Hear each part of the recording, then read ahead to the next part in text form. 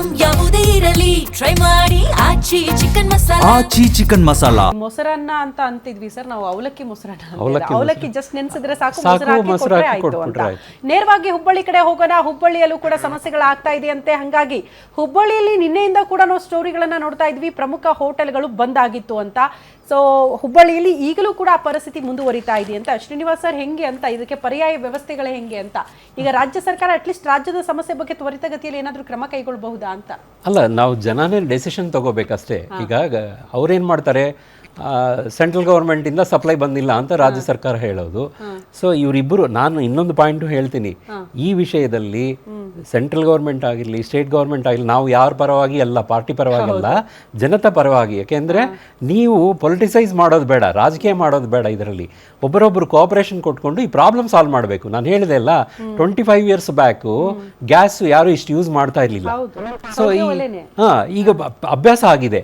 ಈ ಅಭ್ಯಾಸನ ಸ್ವಲ್ಪ ದಿನ ಡೈವರ್ಟ್ ಮಾಡ್ಕೋಬೇಕಂದ್ರೆ ಇಂಡಕ್ಷನ್ ಸ್ವಲ್ಪ ದಿನ ಯೂಸ್ ಮಾಡಕ್ಕೆ ಹೌದು, ಅದು ಇಂಡಕ್ಷನ್, ಎಲೆಕ್ಟ್ರಿಸಿಟಿ, ಆಮೇಲೆ ಸೌದೆ, ಕೆಲವು ಹೋಟೆಲ್ಸ್ಗಳಲ್ಲಿ ಆ ಪ್ರಾವಿಷನ್ ಇಟ್ಕೋಬಹುದು.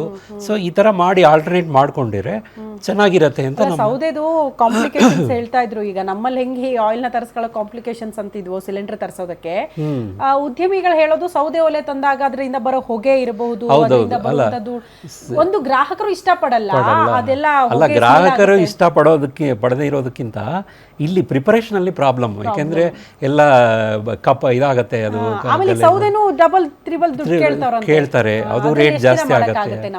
ಸೊ ಬಟ್ ಆಲ್ಟರ್ನೇಟ್ ಅಂತೂ ಬೇಕೇ ಬೇಕಾ? ಯಾಕೆಂದ್ರೆ ನೀವು ಯುದ್ಧ ನಿಲ್ಲದಿಲ್ಲ ಅಂದ್ರೆ ಏನ್ ಮಾಡ್ತೀರಿ? ನಾನು ಸಜೆಷನ್ ಕೊಡೋದೇನಂದ್ರೆ, ಹೋಟೆಲ್ಸ್ ಸ್ಟಾಪ್ ಮಾಡಬೇಡಿ. ನೀವು ಇವಾಗ ಏನು ಆಲ್ಟರ್ನೇಟ್ ಮಾಡ್ತಾ ಇದ್ದೀರಿ ಆ ಪ್ರಾವಿಷನ್ ಅಲ್ಲಿ ಹೋಗ್ತಾ ಇರಿ. ಸೊ ಸಪೋಸ್ ಏದನ್ನ ಯಾವುದಾದ್ರೂ ಈ ಥರ ಇಂಡಕ್ಷನ್ ಆಗಿರಲಿ, ಎಲೆಕ್ಟ್ರಿಸಿಟಿ ಆಗಿರಲಿ, ಈ ಥರ ಮಾಡಿಕೊಂಡು ಸ್ವಲ್ಪ ದಿನ ಮೇಂಟೈನ್ ಮಾಡೋಕ್ಕೆ ಆದಷ್ಟು ಪ್ರಯತ್ನ ಮಾಡಿ. ಯಾಕೆಂದರೆ ಕುಕಿಂಗು ಮೇಯ್ನು ಇದು ರೆಸಿಡೆನ್ಸ್ಗೆ ಇಂಪಾರ್ಟೆಂಟು, ಅದು ಕೊಡ್ತಾ ಇದ್ದಾರೆ. ಹಾಸ್ಪಿಟಲ್ಸ್ಗೆ ಇಂಪಾರ್ಟೆಂಟ್, ಅದು ಕೊಡ್ತಾ ಇದ್ದಾರೆ. ಇದು ಮಾತ್ರ ಸ್ಟಾಪ್ ಆಗಿದೆ. 50% ಬ್ಲ್ಯಾಕ್ ಮಾರ್ಕೆಟಿಂಗ್ ನಡೀತಾ ಇದೆ ಅಂತ. ಅಲ್ಲ ಸರ್, ಹೀಗೆ ಇನ್ನೊಂದು 10-15 ದಿನ ಮುಂದಕ್ಕೆ ಹೋಗ್ಬಿಟ್ರೆ ತುಂಬಾ ಕಷ್ಟ ಇದೆ, ತುಂಬಾ ಕಷ್ಟ ಇದೆ.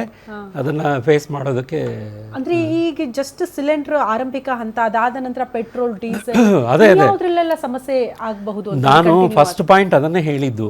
ಪೆಟ್ರೋಲ್ ಡೀಸೆಲ್ ಇಲ್ಲಿವರೆಗೂ ಜಾಸ್ತಿ ಮಾಡಿಲ್ಲ, ಎಲ್ಲ ಕಂಟ್ರೀಸ್ ಅಲ್ಲೂ ಜಾಸ್ತಿ ಆಗಿದೆ. ನಮ್ಮಲ್ಲಿ ಅದೇನಾದ್ರೂ ಮಾಡಿದ್ರೆ ಪ್ರತಿಯೊಂದು ಐಟಮು ನಿಮಗೆ ಟ್ರಾನ್ಸ್ಪೋರ್ಟ್ ಮೇಲೆನೆ ಡಿಪೆಂಡು. ಸೊ ಪ್ರತಿಯೊಂದು ಐಟಮು ರೈಸ್ ಆಗತ್ತೆ. ನೀವು ಸೊ ಅದಕ್ಕೆ ಸಂತೋಷ ಪಟ್ಟು ಇದನ್ನ ಒಂದ್ ಸೆಕೆಂಡ್ ಜನಸಾಮಾನ್ಯರ ಹತ್ರನೇ ಬರುತ್ತೆ. ನೀವು ಅಲ್ಟಿಮೇಟ್ ಎಂಡ್ ಯೂಸರ್ ಅಂತೀವಲ್ಲ, ಜನನೇ ಎಂಡ್ ಯೂಸರು. ನಾನು ಅವತ್ತು ನೀವು ಇದ್ರೋ ಇಲ್ವೋ, ಹೋಲ್ಸೇಲ್ ಉತ್ಪತ್ತಿ ಎಲ್ಲೋ ಆಗುತ್ತೆ, ಹೋಲ್ಸೇಲರ್ಗೆ ಬರಬೇಕು, ಹೋಲ್ಸೇಲಿಂದ ರಿಟೇಲ್ಗೆ ಬರಬೇಕು, ರಿಟೇಲಿಂದ consumer, chain link.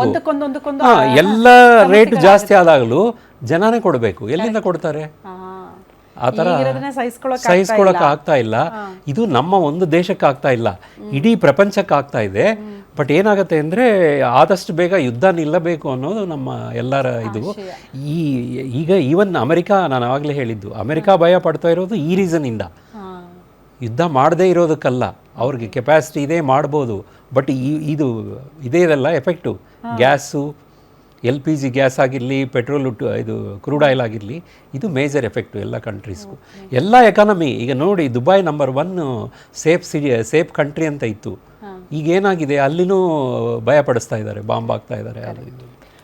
Okay Srinivas sir, ಧನ್ಯವಾದಗಳು. ಇಷ್ಟೊತ್ತು ನಮ್ಮ ಜೊತೆಗಿದ್ದು ಸಾಕಷ್ಟು ವಿಚಾರಗಳ ಬಗ್ಗೆ ತಿಳಿಸ್ಕೊಟ್ರಿ. Thank you so much. Anyway, ಈಗ ಎಕ್ಸ್ಪರ್ಟ್ಸ್ ಹೇಳ್ತಾ ಇರೋ ಪ್ರಕಾರ, ಇನ್ಫ್ಯಾಕ್ಟ್ ಆರ್ಥಿಕ ತಜ್ಞ ಶ್ರೀನಿವಾಸ್ ಅವರು ಇಷ್ಟೊತ್ತು ಮಾತನಾಡಿರೋ ಪ್ರಕಾರ, ಜನ ಎಷ್ಟು ಪ್ಯಾನಿಕ್ ಆಗಿ ಆತಂಕ ಪಡ್ತಿರೋ ಅಷ್ಟರ ಮಟ್ಟಿಗೆ ಈ ಬ್ಲ್ಯಾಕ್ ಮಾರ್ಕೆಟಿಂಗ್ ಅನ್ನೋದು ಜಾಸ್ತಿ ಆಗುತ್ತೆ ಅಂತ. ನಮ್ಮ ಹತ್ರ ಸ್ಟಾಕ್ ಇದ್ರೂ ಕೂಡ ಅದನ್ನ ಕೊಡೋದಕ್ಕೆ ಹಿಂದೇಟ್ ಹಾಕ್ತಿದ್ದಾರೆ. ಕಾರಣ ಇರೋದನ್ನ ಬಂಡವಾಳ ಮಾಡ್ಕೊಂಡು ದುಡ್ಡು ಮಾಡ್ಕೊಳ್ಳೋದಕ್ಕೆ ಕೆಲವರು ಹುಟ್ಕೊಳ್ತಿದ್ದಾರೆ ಅಂತ. ಹಾಗಾಗಿ ಆತಂಕ ಪಡಬೇಡಿ, ಅಲ್ಟರ್ನೇಟ್ ವ್ಯವಸ್ಥೆಗಳನ್ನ ಮಾಡಿ, ಜನ ಕೂಡ ಇದಕ್ಕೆ ಸ್ವಲ್ಪ ಸಪೋರ್ಟ್ ಮಾಡಬೇಕಾಗುತ್ತೆ. ನಾವು ದೇಶ ಅಂತ ಬಂದಾಗ ದೇಶನೇ ಮೊದಲು. ಸೊ ಏನೇ ಸಮಸ್ಯೆಗಳಾದಾಗ ಒಗ್ಗಟ್ಟಾಗಿ ಹೋರಾಡಬೇಕಾಗುತ್ತೆ. ದೇಶಕ್ಕೆ ಒಂದಷ್ಟು ನಿಮ್ಮಿಂದ ಸಹಾಯ ಆಗಲಿ ಅನ್ನುವಂತಹ ವಿಚಾರವನ್ನ ಪ್ರಸ್ತಾಪ ಮಾಡ್ತಿದ್ದಾರೆ. ಕಾದ್ ನೋಡೋಣ ಎಷ್ಟು ದಿನಗಳ ಕಾಲ ಈ ಸಮಸ್ಯೆ ಇರುತ್ತೆ, ತ್ವರಿತಗತಿಯಲ್ಲಿ ಕೇಂದ್ರ ಏನ್ ಸ್ಟ್ಯಾಂಡ್ ತೆಗೆದುಕೊಳ್ಳುತ್ತೆ ಈ ವಿಚಾರದಲ್ಲಿ ಅಂತ. ಇದಾಗಿತ್ತು ಈ ಹೊತ್ತಿನ ವಿಶೇಷ. ಇದು